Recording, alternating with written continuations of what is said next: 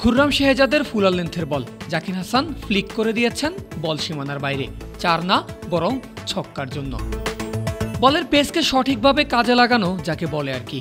সেই সঙ্গে পাকদের জাকির জানান দিয়ে দিয়েছেন জয়ের দিকে ঠিকঠাকই এগিয়ে যাচ্ছে বাংলাদেশ। 185 রানের লক্ষ্য পূরণ করতে পারলেই অপেক্ষা করছে পাকিস্তানকে হোয়াইট ওয়াশ করার ইতিহাস। আর সেই ইতিহাস গড়তে জাকির হাসান যেন টেস্ট নয় বরং নেমেছেন ওয়ানডে খেলতে।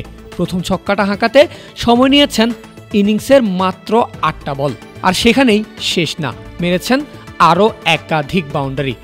চা বিরতিতে যাওয়ার আগেই 6 ওভার থেকে বাংলাদেশের স্কোরবোর্ডে রান উঠে গেছে 37।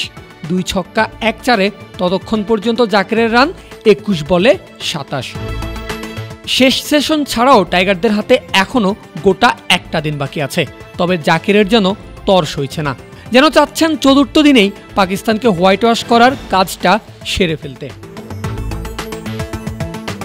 লম্বা সময়ের আবেদন, অনেক ভেবেচিন্তে আউট দিলেন আম্পায়ার, তবে ব্যাটারের তা পছন্দ হয়নি। তিনি চেয়েছেন রিভিউ, তারপর আবার অপেক্ষা।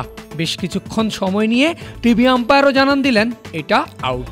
সঙ্গে সঙ্গেই শেষদায় মাটিতে লুটিয়ে পড়েন হাসান। সৃষ্টিকর্তার শুকরিয়া আদায় শেষেই হাতে তুলে নেন বল এবং দৌড় শুরু করেন ড্রেসিং রুমের দিকে। ক্যারিয়ারের প্রথম ফাইফার তুলে নিয়েছেন বলে কথা, আর তাই ড্রেসিং রুমেও মিলল সবার সম্মান। হাসানের এই উইকেটের সঙ্গে সঙ্গে পাকিস্তানকে 172 রানে অল আউট করল বাংলাদেশ। টাইগারদের সামনে ইতিহাস গড়ার জন্য লক্ষ্য এখন 184 রানের। তবে রাওয়ালপিন্ডিতে বাংলাদেশ পাকিস্তানের পাশাপাশি চলেছে আরও একটা লড়াই, যেই লড়াইয়ের প্রতিপক্ষ একই দলের 2 সতীর্থ। 2 প্রতিপক্ষের একজন হাসান মাহমুদ, অন্যজন নাহিদ রানা। লড়াইটা কিসের? লড়াইটা হলো ক্যারিয়ারে আগে 5 উইকেট পাওয়ার লড়াই। আবরার আহমেদের উইকেট তোলার মধ্য দিয়ে নিজের 4 নম্বর উইকেট আদায় করে নেন নাহিদ, আর হাসান তার আগেই সমান পাক ব্যাটারকে সাজঘরে পাঠিয়েছেন। 2 টাইগার পেসারের একের পর এক আঘাতে ততক্ষণে 9 উইকেট নেই পাকিস্তানের। ফলে শেষ উইকেট যিনি পাবেন তিনিই নিজের তৃতীয় টেস্টে ক্যারিয়ারের প্রথম ফাইফার অর্জন করবেন। শুরু হয় 2 সতীর্থের লড়াই, চলেছে বেশ কিছুক্ষণ। অবশেষে জিতেছেন হাসান, তুলে নিয়েছেন প্রথম ফাইফার।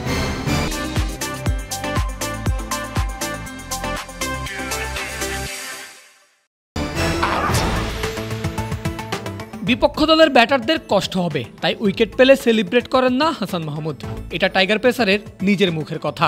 তবে এবার শুধু সেলিব্রেটই করেননি, হাসান তো রীতিমতো গর্জনে দিয়ে উঠেছেন। অন্যদিকে লিটন দাস যেভাবে ক্যাচ তুলেছেন সেভাবেই পোজ দিয়ে দৌড়াচ্ছেন। এমন আগ্রাসী সেলিব্রেশনই করার কথা টাইগারদের। পাকিস্তানের সবচেয়ে গুরুত্বপূর্ণ উইকেটের বিদায় ঘটেছে বলে কথা।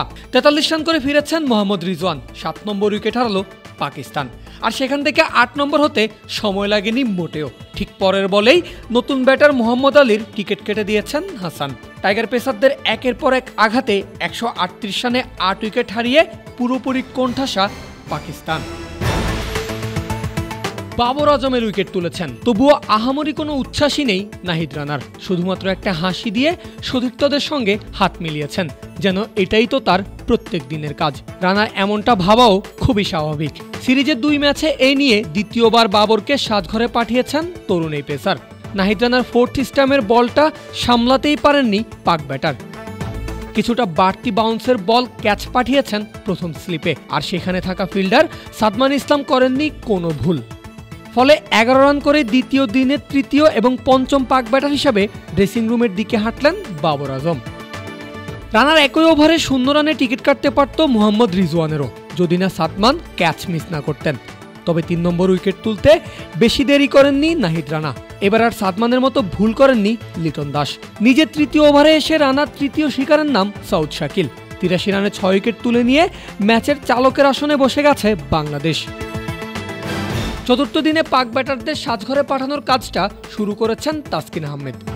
ঢাকা এক্সপ্রেসের ফুলার লেন্থের ডেলিভারি ড্রাইভ করেছেন সাইম, কিন্তু পারফেক্ট শটের বদলে বল ভেসে গেছে মিড অফে।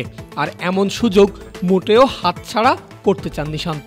বাঁদিকে লাফিয়ে পড়ে তালুবন্দি করেছেন দারুণ এক ক্যাচ। সাইম ফিরেছেন 20 রান করে। খানিক বাদেই আঘাত গতি তারকা নাহিদ রানার। নিজের প্রথম ওভারে এসেই টিকিট কাটলেন পাক ক্যাপ্টেনের। শর্ট অফ লেন্থের বল স্কোয়ারে খেলতে চেয়েছিলেন মাসুদ, তবে বল তার ব্যাটের কানায় লেগে চলে যায় উইকেট কিপার লিটন দাসের বিশ্বস্ত গ্লাভসে।